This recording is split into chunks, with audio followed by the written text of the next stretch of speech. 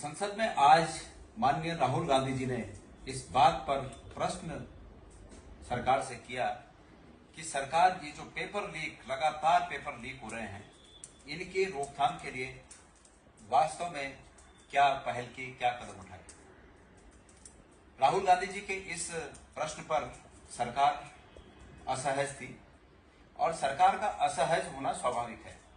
मैं ये मानता हूं कि अगर सरकार की नीयत प्रश्न का सीधा उत्तर देने में हो तो असहजता उतनी नहीं होगी, लेकिन सरकार को प्रश्न का सीधा उत्तर नहीं देना है, अपनी जवाबदारियों से बचना है।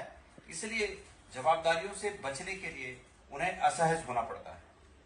और जिरह होते होते जब मंत्री जी ने जो इस विभाग के मंत्री हैं धर्मेंद्र प्रधान जी, उन्होंने जब इसका जवाब दिया तो वास्तविक रूप में, जो कि राहुल गांधी जी ने अपने वक्तव्य में कहा भी, कि धर्मेंद्र प्रधान जी ने अपनी गलती के अलावा बाकी इसके लिए सबकी गलती बता दी कि बाकियों की गलती है, उनकी कोई गलती नहीं है। जबकि गलती किसी की भी हो, वो उस विभाग के मुखिया हैं और इस नाते वो गलती किसी की भी हो, अच्छाई का श्रेय अगर उन्हें जाता है तो इस बुराई का अपयश भी उन्हें ही जाना चाहिए।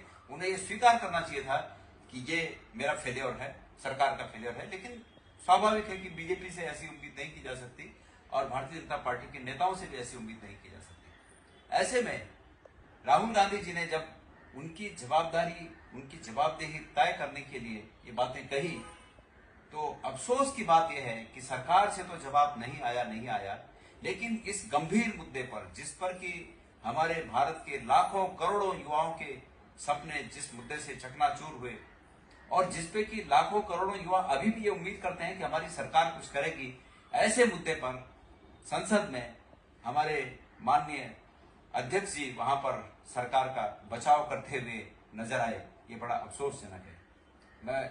मैं चिंतित इस बात से हूं कि किसी की भी सरकार हो, कोई भी सरकार हो, लेकिन जो पीठासीन जो वहां पर अध्यक्ष हों, उनको किसी सरकार का इस प्रकार के बहुत ही ऐसे काम के लिए बचाव करना जिसमें कि मैं समझता हूं कि जिससे कि लाखों करोड़ों युवा प्रभावित हैं, इस बात के लिए सरकार का बचाव करना बिल्कुल भी उचित प्रतीत नहीं होता है।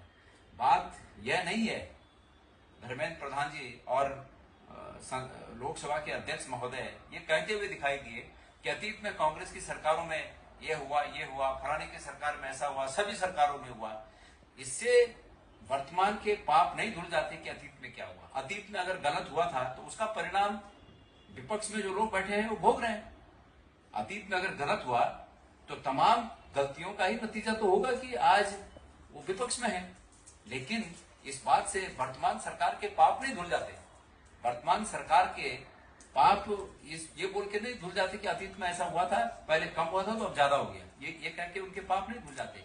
और मैं समझता हूं कि सरकार का ये तर्क कि अतीत में ऐसा हुआ था इसलिए वर्तमान में थोड़ा और हो गया, मैं समझता हूं कि ये तो ऐसा लगता है जैसे सरकार जानबूझकर ये सब कर रही है। और ऐसे में जबकि जो जवाबदेह लोग हैं, जो ये वक्तव्य दे रहे हैं, जब ये पता लग रहा है कि उन्होंने अपने बेटों को आईएएस बनाने के लिए जो प्रयास किए, जो किया, इससे प्रतीत होता है कि वाकई देश में स्थितियां काबू से बाहर हैं।